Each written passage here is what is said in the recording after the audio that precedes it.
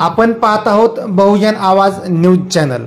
जवळगाव येथील नागझरी नदीवरील प्रकल्प 100% क्षमतेने भरला। जवळगाव तालुका बार्शी येथील नागझरी नदीवरील मध्यम प्रकल्प पूर्ण क्षमतेने भरला असून सुमारे 30 गावांना याचा फायदा होणार आहे। यामुळे शेतकऱ्यांमधून आनंद व्यक्त केला जात आहे। शिवाय 15 गावांचा पिण्याच्या पाण्याचा प्रश्न मिटला आहे। या धरणाची पाणी साठवणूक क्षमता 1233.10 दशलक्ष घनमीटर आहे।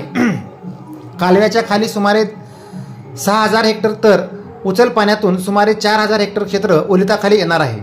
15 गावांचा पिण्याच्या पाण्याचा प्रश्न सुटला आहे।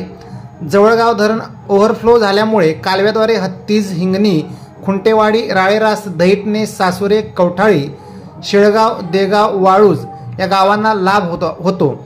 तर प्रकल्पातून पाण्याच्या उपशाद्वारे अंबाबाईची वाडी, ज्योतिबाची वाडी, आंबेगाव, भालगाव, रुई, मिरजनपूर, कासारी, भांडेगाव, सारोळे, चिंचखोपण, खुंटेवाडी या बार्शी, तुळजापूर, मोहोळ, उत्तर सोलापूर आदी 4 तालुक्यातील गावांना लाभ होणार आहे।